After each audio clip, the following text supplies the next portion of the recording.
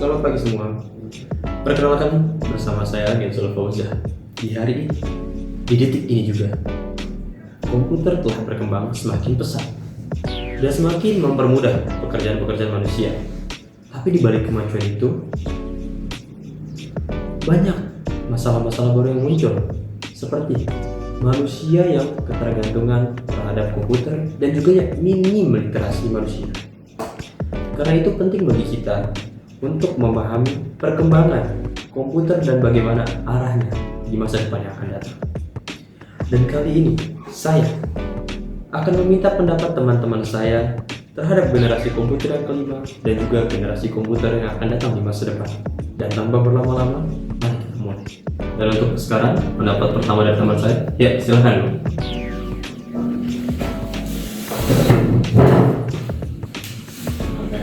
Oke, apa pendapat kamu tentang komputer yang akan datang di masa depan? Bayangan saya komputer di masa depan adalah dari sistem computingnya. Sekarang komputer berhitung menggunakan bit 0 dan 1. Saya yakin di masa depan komputer akan mengubah sistem itu menjadi qubit, di mana 01 digabung sehingga perhitungan lebih cepat. Dalam skala kuantum itu sudah ditentukan oleh Mr. Feynman di tahun 900-an. Apa menurut kamu nanti akan ada perubahan untuk sistem internet atau sumber daya? Menurut saya internet tidak akan berubah, karena cara internet sekarang mentransfer data itu sudah menggunakan cahaya. Menurut saya itu udah teknologi paling mentok untuk di teknologi sekarang, dan saya belum kepikiran. Tapi untuk transfer data yang masih menggunakan listrik, ada kemungkinan untuk berubah menjadi transfer menggunakan cahaya foton. Jadi transfer data dari hard disk atau dari flash drive itu bisa ada kemungkinan menggunakan teknologi cahaya seperti internet sekarang. Jadi mengurangi panas. Dan untuk dari segi hardware, apakah itu akan ada perubahan? Dari segi hardware sudah pasti ada perubahan, karena setiap generasi komputer akan selalu ada perubahan dari segi hardware, yang lebih tepatnya pada chip zaman sekarang punya kemampuan untuk meniru hardware dari segi mikroprosesor, bahkan dari bikin rambut bisa dibuat chipnya hanya dengan sistem-sistem sekarang. Dan tak mustahil sekarang untuk membuat neurocomputing, di mana dia meniru sistem saraf otak di manusia. Menurut saya chip yang akan masa depan nanti akan menggunakan komputer kuantum, yang dimana menggunakan sistem sama seperti sistem saraf otak manusia. Ya, terima kasih untuk pendapat Anda.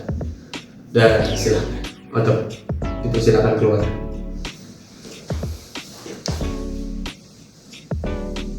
Oke, baik. Langsung saja kita akan meminta pendapat selanjutnya tentang generasi komputer kelima kepada teman saya yang lain. Oke, silakan masuk. Iya. Oke, untuk saudara Larry, apa yang kamu ketahui tentang komputer generasi kelima? Oke, generasi kelima ya. Komputer generasi kelima itu adalah komputer yang kita gunakan pada masa sekarang dan juga kan menuju masa depan. Bedanya komputer generasi kelima ini dan komputer generasi sebelumnya, itu generasi keempat adalah komputer generasi keempat itu memfokuskan diri ke ukurannya yang semakin kecil, dan komputer generasi kelima sekarang itu lebih memfokuskan kecerdasannya. Komputer generasi ini bertujuan untuk memproses suatu data atau cara berpikir yang lebih manusiawi, seperti cara kerja otak manusia, yaitu menggunakan machine learning. Oke, ngomong tentang machine learning, apa yang Anda ketahui tentang machine learning itu? Machine learning itu adalah sebuah kemampuan, salah satu kemampuan dari AI yang memungkinkan komputer untuk memproses atau belajar secara mandiri berdasarkan data yang sudah diberikan. Prinsip sederhananya itu adalah kita tidak perlu memberikan langkah-langkah terus atau instruksi secara manual. Kita hanya perlu memberikan dataset, sebuah data yang besar, sehingga komputer itu menemukan logika dan sendiri dan bisa memberikan instruksi dan prediksi secara cepat. Oke. Jadi menurut Anda apa yang paling melekat di komputer generasi kelima pada saat ini? Ya, tentu saja yang paling melekat pada generasi ini adalah pelajaran buatan atau AI ya.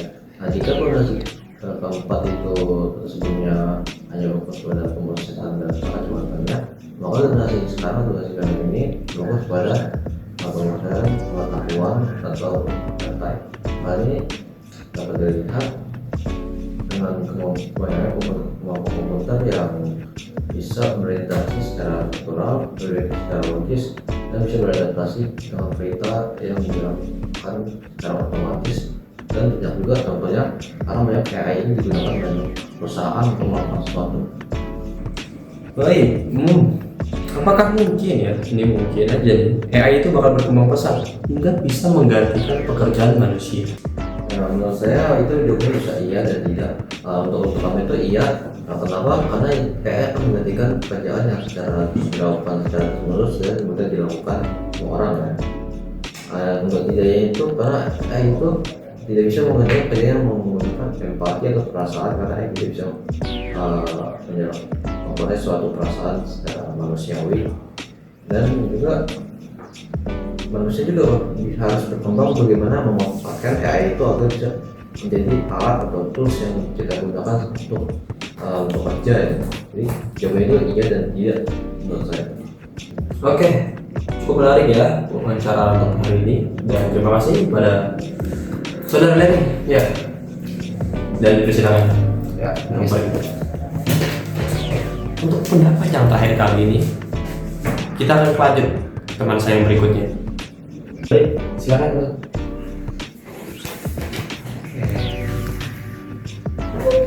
Oke, untuk pembahasan terakhir kita hari ini ya, pada saudara Chandra, apa teknologi yang digunakan pada komputer generasi kelima sampai mampu untuk mengubah suatu industri?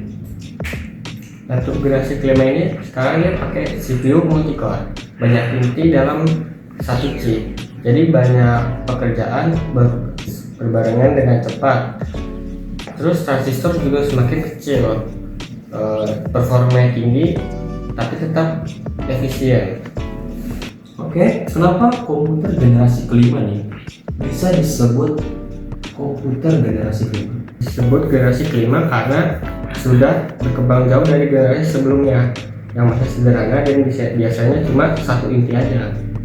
Apa yang berbeda dari arsitektur komputer generasi kelima sekarang dibanding generasi sebelumnya? Arsitekturnya udah gabungan dari CPU multi-core plus GPU, jadi pekerjaan bisa dibagi-bagi. Nah, untuk penyimpanannya juga udah dibantu cloud, bukan cuma harddisk lokal aja. Oke, dan untuk pertanyaan terakhir, apa pendapat Anda tentang keunggulan yang diberikan komputer generasi kelima ini? Penggunaannya tuh lebih cepat, multitasking lancar, dan juga komponennya tuh sekarang udah bisa sangat tipis dan juga hemat daya. Nah, untuk kekurangannya lebih tergantung kepada internet karena cloud, dan untuk memperbaiki hardware tuh bakal susah karena komponennya sangat kecil dan terintegrasi. Serta juga kalau upgrade bakal lebih tidak fleksibel seperti komputer lama. Oh, terima kasih kepada saudara Chandra untuk diskusi dan pendapat hari ini. Mungkin cukup sampai sini dan persilakan untuk kembali. Oke, mungkin cukup sekian untuk diskusi hari ini, dan sampai ketemu lagi di pertemuan selanjutnya.